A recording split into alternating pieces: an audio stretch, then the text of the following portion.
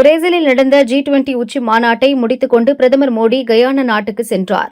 Georgetown ஏர்போர்ட்டில் அவருக்கு பாரம்பரிய முறைப்படி உற்சாக வரவேற்பு அளிக்கப்பட்டது. கயானா அதிபர் முகமது இர்ஃபான் அலி நேரில் சென்று மோடியை கட்டிப்பிடித்து வரவேற்றார். கயானா பார்லிமெண்ட் சிறப்பு கூட்டத்தில் பிரதமர் மோடி உரையாற்றுகிறார். மகாராஷ்டிராவில் மொத்தமுள்ள 288 சட்டசபை தொகுதிகளுக்கும் இன்று ஒரே கட்டமாக தேர்தல் நடக்கிறது. இதேபோல் ஜார்க்கண்ட் மாநிலத்தில் 38 தொகுதிகளில் கடைசி மற்றும் இரண்டாம் கட்ட தேர்தல் இன்று நடக்கிறது. இதற்கான ஓட்டுப்பதிவு காலை 7 மணிக்கு துவங்கியது. காலை முதலே வாக்காளர்கள் ஆர்வத்துடன் வந்து ஓட்டு போட்டனர். மகாராஷ்டிரா, ஜார்க்கண்டில் சட்டசபை தேர்தல் நடப்பதையொட்டி பிரதமர் மோடி அறிக்கை ஒன்றை வெளியிட்டுள்ளார். மகாராஷ்டிரா, ஜார்க்கண்டில் ஜனநாயக திருவிழா நடக்கிறது. அனைவரும் ஓட்டளித்து புதிய சாதனை படைக்க வேண்டும். இளைஞர்கள் மற்றும் பெண்களின் ஒவ்வொரு ஓட்டும் உங்கள் மாநிலத்திற்கு பலம் சேர்க்கும் என கூறியுள்ளார். பிரேசிலில் நடந்த G20 உச்சி மாநாட்டில் பிரதமர் மோடி பிரிட்டன் பிரதமர் கெய்ர் ஸ்ட்ராமரை சந்தித்து பேசினார். வங்கிகளில் கடன் வாங்கி 9,000 கோடி ரூபாய் மோசடி செய்துவிட்டு பிரிட்டனுக்கு தப்பிய தொழிலதிபர் விஜய் மல்லையா, லண்டன் சிறையில் உள்ள வைர வியாபாரி நீரவ் மோடி ஆகியோரை நாடு கடத்துவதற்கான நடவடிக்கைகளை எடுக்கும்படி பிரதமர் மோடி வலியுறுத்தினார். வளிமண்டல கீழடுக்கு சுழற்சி காரணமாக தென் மாவட்டங்கள் மற்றும் டெல்டா மாவட்டங்களின் பல்வேறு இடங்களில் விடிய விடிய கனமழை வெளுத்து வாங்கியது. கனமழை காரணமாக நெல்லை, தூத்துக்குடி, தென்காசி, திருவாரூர் மற்றும் புதுச்சேரியின் காரைக்கால் மாவட்டங்களில் உள்ள பள்ளிகளுக்கு மட்டும் விடுமுறை விடப்படுவதாக அந்தந்த மாவட்ட கலெக்டர்கள் அறிவித்துள்ளனர். ராமநாதபுரம் மாவட்டத்தில் பள்ளி, கல்லூரிகளுக்கு விடுமுறை விடப்பட்டுள்ளது. தென்காசி மாவட்டத்தில் விடிய விடிய பெய்து வரும் தொடர் மழையால் குற்றால அருவிகளில் வெள்ளப்பெருக்கு ஏற்பட்டுள்ளது.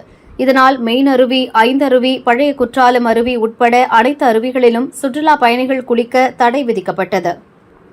சென்னை விமான நிலையத்தில் விமானங்கள் திடீரென ரத்து செய்யப்படுவது தொடர்ந்து நடக்கிறது. இதனால் பயணிகள் பெரும் அவதிக்குள்ளாகியுள்ளனர். இன்று ஒரே நாளில் 12 விமானங்கள் நிர்வாக காரணத்தால் திடீரென ரத்து செய்யப்பட்டுள்ளது. பயணிகள் கடும் அதிருப்தியடைந்தனர். டெல்லியில் இத்தனை ஆண்டுகள் இல்லாத அளவுக்கு காற்றின் தரம் மிக மோசமாக உள்ளது.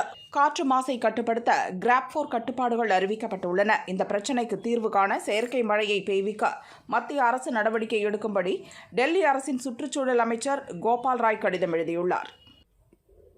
டெல்லியில் அதிகரித்து வரும் காற்று மாசு தொடர்பாக விமான ரயில் சேவை பாதிக்கப்பட்டுள்ளது. 119 விமானங்கள் தாமதமாக புறப்பட்டன. 13 ரயில்கள் தாமதமாக வந்தன. இந்நிலையில் 50% அரசு ஊழியர்களை வீட்டிலிருந்து பணியாற்றுமாறு டெல்லி அரசு உத்தரவிட்டுள்ளது.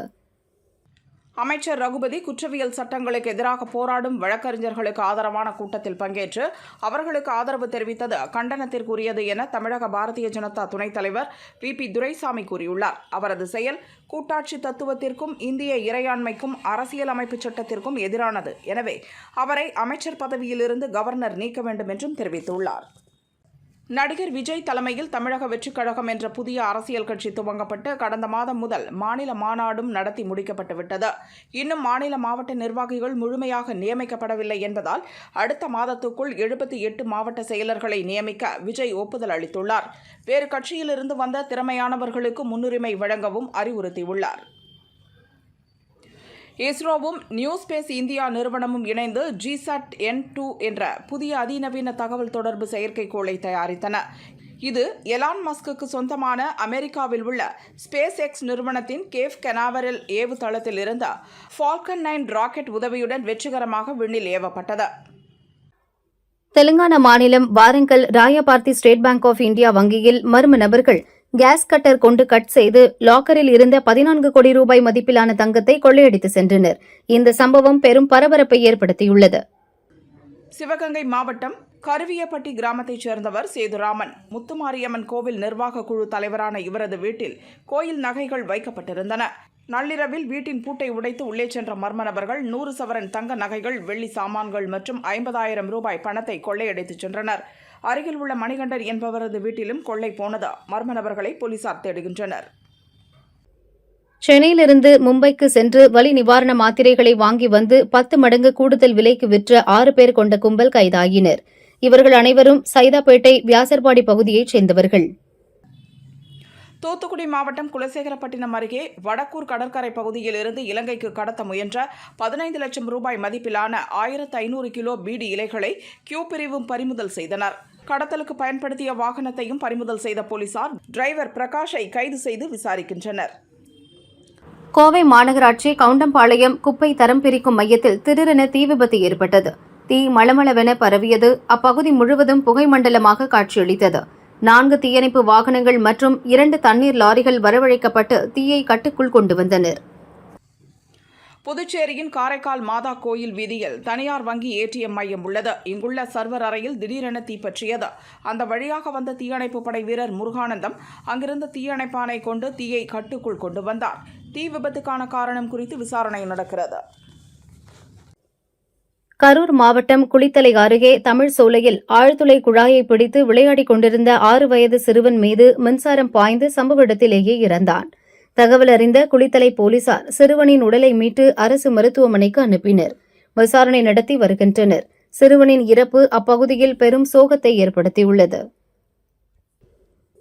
செங்கல்பட்டு மாவட்டம் மேலக்கோட்டையூரில் உள்ள தமிழ்நாடு உடற்கல்வியியல் மற்றும் விளையாட்டு பல்கலைக்கழகத்தில் 76வது தேசிய டிராக் சைக்கிளிங் போட்டி நடைபெற்றது. போட்டியில் முதன்முறையாக தமிழக அணி ஜூனியர் பிரிவில் 2ஆம் இடம் பிடித்தது. ராஜஸ்தான் அணி 100 புள்ளிகள் பெற்று சிறந்த விளையாட்டு வீரர்கள் கோப்பையை தட்டி சென்றது. திருப்பதி ஏழுமலையான் கோயிலில் பணியாற்றும் இந்துக்களை தவிர மாற்று மதத்தினரை விருப்ப ஓய்வு பெற அல்லது வேறு துறைகளுக்கு இடமாற்றம் கோரும்படி திருமலை திருப்பதி தேவஸ்தானம் அறிவுறுத்தியுள்ளது. திருமலையில் இனி இந்துக்கள் மட்டுமே கடைகள் நடத்த அனுமதிக்கவும் முடிவு செய்யப்பட்டுள்ளது. ஆஸ்துமா பாதிப்பு குறித்த விழிப்புணர்வு வாக்கத்தான் நிகழ்ச்சி கோவை ரேஸ்கோர்ஸில் நடந்தது. இந்த நிகழ்ச்சியை போலீஸ் துணை கமிஷனர் அசோக்குமார் கொடியசைத்து துவக்கி வைத்தார்.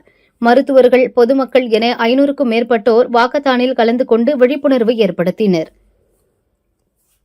திருப்பூர் மாவட்டம் அவிநாசி அடுத்த சேவூர் பாலசாஸ்தா ஐயப்பன் கோயிலில் நடந்த கும்பாபிஷேக விழாவில் 1000க்கும் மேற்பட்ட பக்தர்கள் கலந்து கொண்டு சாமி தரிசனம் செய்தனர். இசையமைப்பாளர் ஏ.ஆர். ரஹ்மானை விட்டு பிரிவதாக அவரது மனைவி சாய்ரா பானு அறிவித்திருந்தார். அவர் அறிவித்த சில மணி நேரத்திலேயே ரஹ்மானும் அதனை உறுதி செய்துள்ளார். இதற்கு ரஹ்மானின் மகன் அமீன், இந்த நேரத்தில் எங்கள் தனி உரிமையை மதிக்குமாறு அனைவரையும் கேட்டுக்கொள்கிறோம், உங்கள் புரிதலுக்கு நன்றி என தெரிவித்துள்ளார். தென்னாப்பிரிக்காவுக்கு எதிரான T20 தொடரை இந்திய அணி 3-1 என்ற கணக்கில் கைப்பற்றியது. 4வது போட்டியின் 15வது ஓவரை வீசிய தென்னாப்பிரிக்க பவுலர் ஜெரால் கோட்ரி வைட் வழங்கிய நடுவரின் முடிவுக்கு எதிர்ப்பு தெரிவித்து முறையிட்டார். ICC நடத்தை விதிகளை மீறியதாக அவருக்கு 2 தகுதி இழப்பு புள்ளிகளும் போட்டி கட்டணத்தில் 50% அபராதமும் விதிக்கப்பட்டது.